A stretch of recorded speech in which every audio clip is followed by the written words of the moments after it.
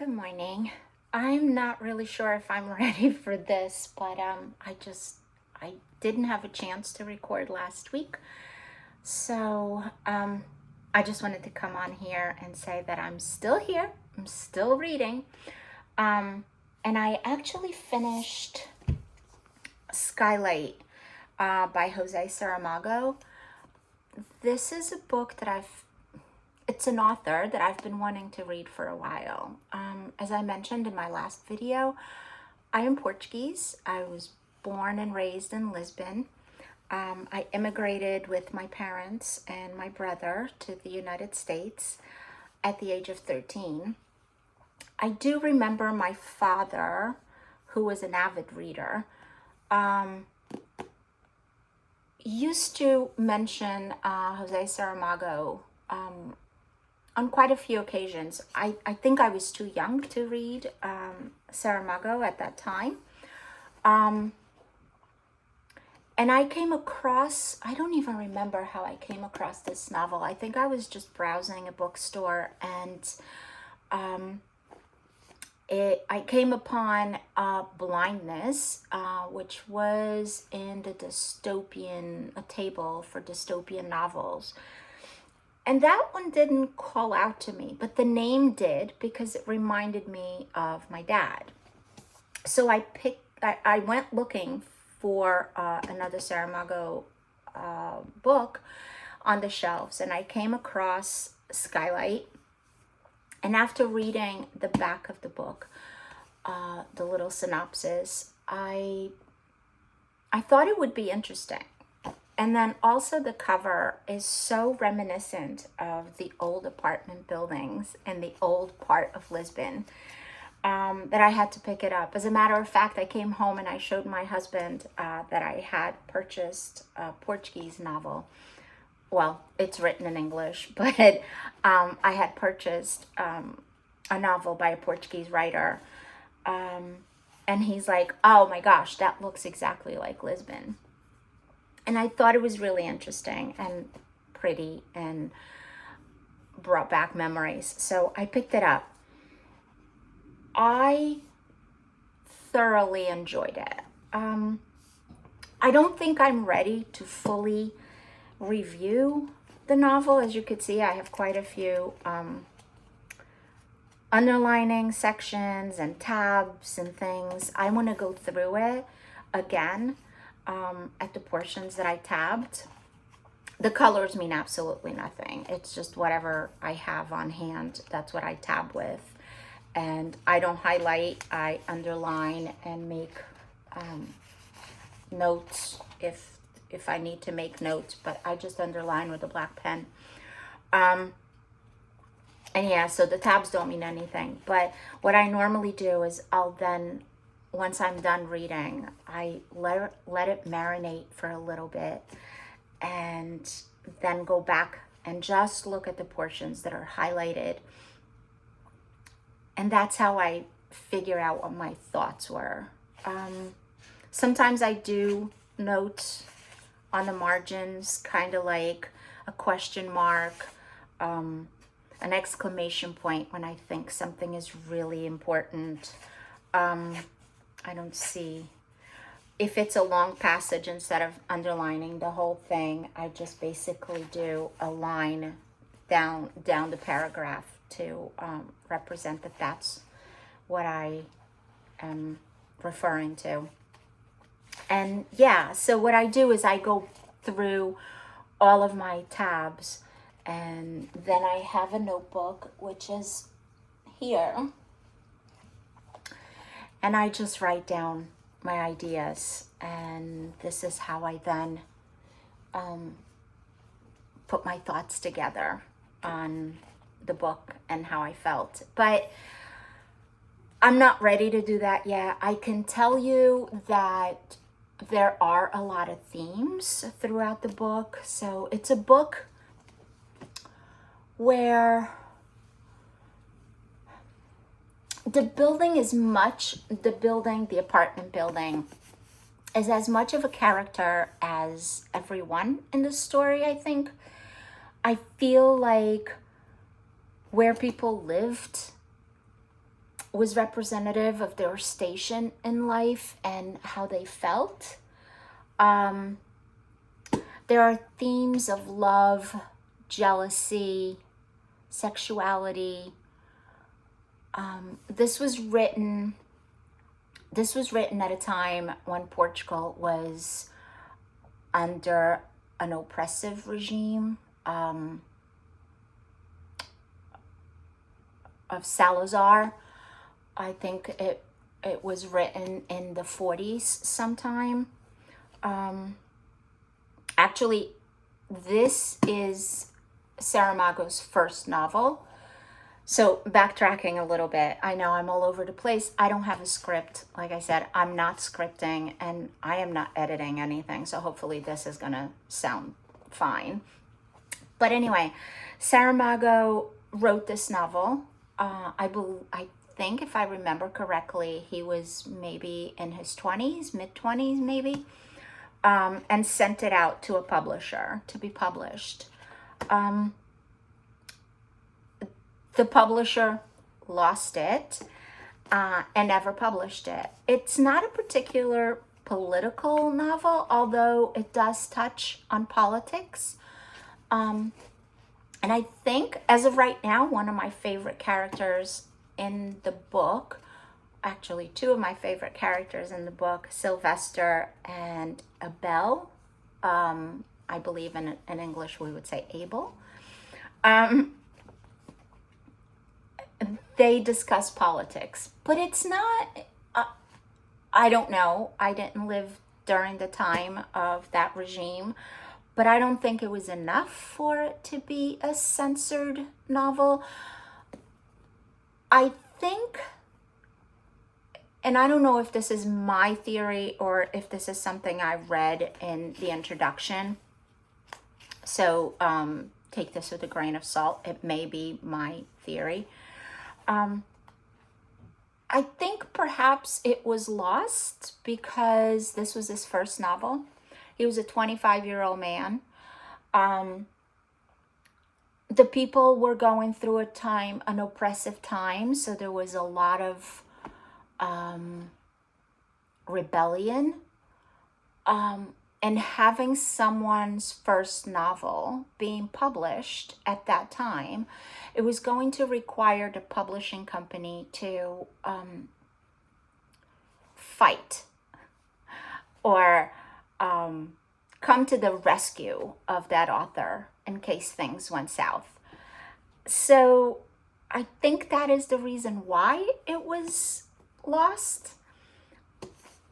And later on in life, and I'm going to say after he won the Pulitzer Prize, it was found. He was still alive, but he did not want to publish it. And I do know it. I read this in the introduction. I should have highlighted it, and I did not. He did not want to publish it at that point. He was happy to have it, and he did take it back from the publishing company. But at that time, when asked if he was going to publish the novel, he declined. And he declined because he was no longer the man who had written this book. After this book, he wrote many others. There's also short stories that he published. There's quite a few works of fiction and nonfiction, two nonfictions. So after his death, this was then published. So this is his first book, but published as the last book. And I think I'm happy I read this one first, because I get to know where he came from and where he went. I believe his next works in the later years are going to be more political. I believe, and again, I think I read this in the introduction, he became a member of the Communist Party. I'm curious. So Not that I need another project, but I think I'm going to do a project on reading all of his works. I think he was one of my father's favorite authors. And yeah, I'd like to know why. Judging by this one, I can see why. So I'm glad I picked it up. Look for a review coming soon when I get all my thoughts together on all of these tabs.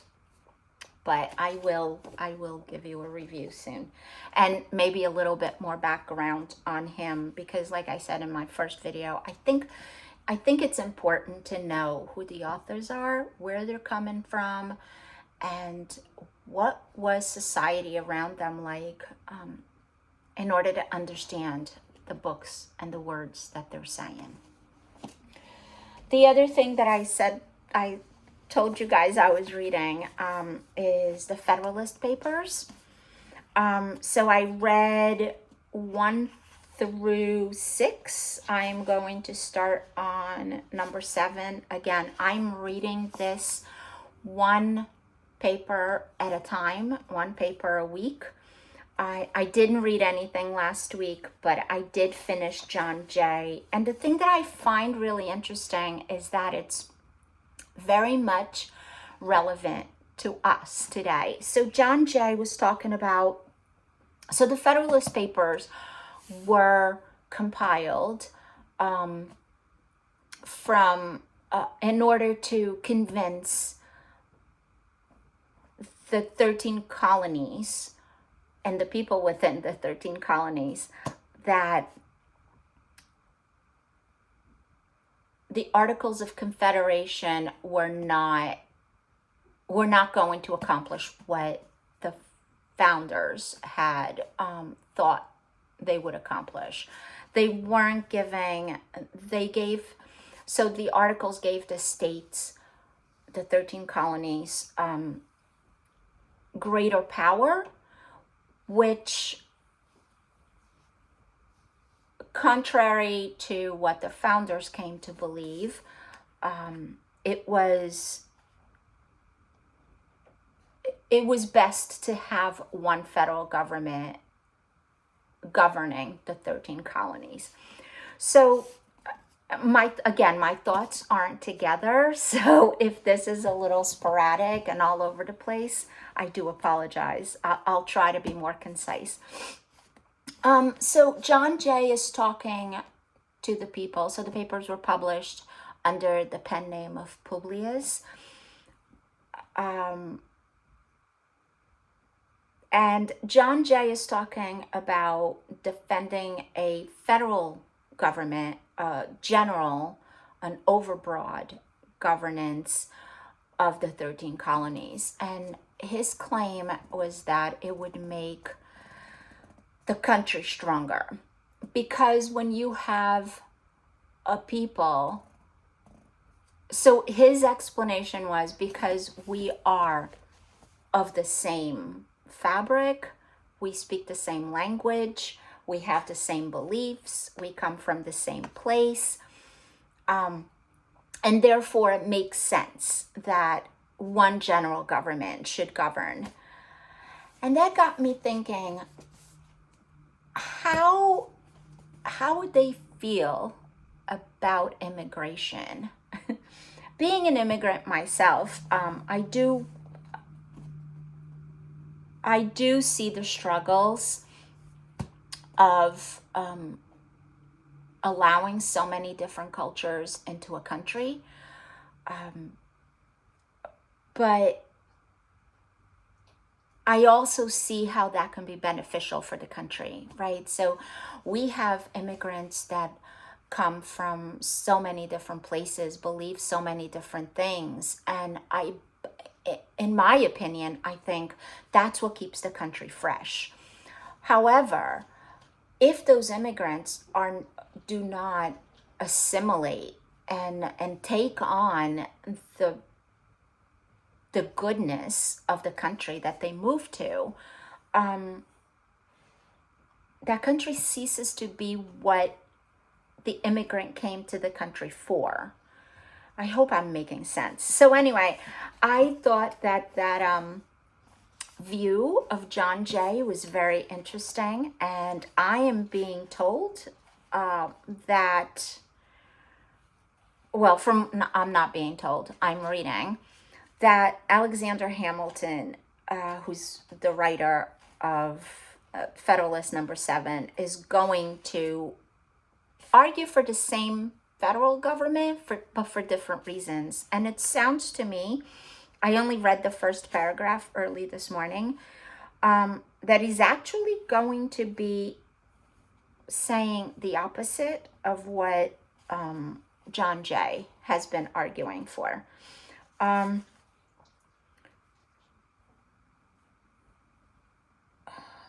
So I'm looking forward to, my gosh, if I'm reading one a week, there's 85 papers, I believe.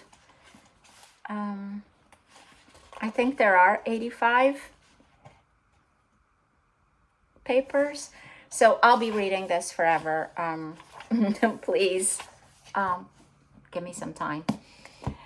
So yeah, I finished one book. I'm still reading this.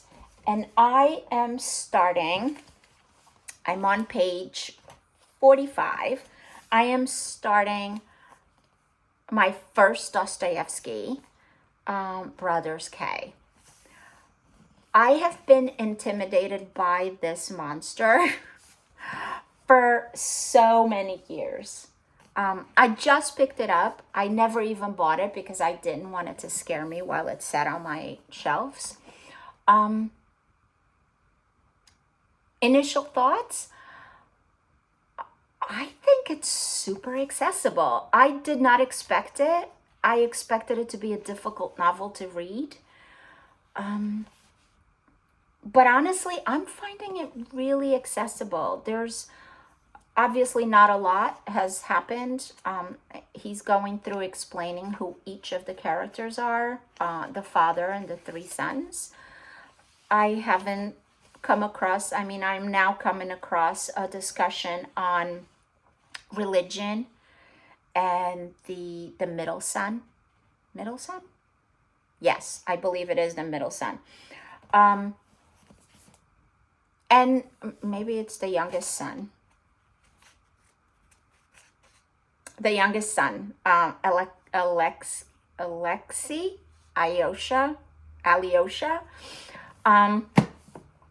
Yeah, so I'm coming, that's like one of a philosophical discussion that's more prominent that I've noticed. There are others, good and evil, discussed before, but I hear this is an amazing book, and I've been told that it's life-changing.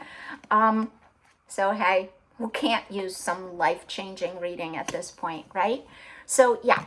I'll keep coming back. It's going to take me a while to read this, so I'll keep coming back and giving you all updates.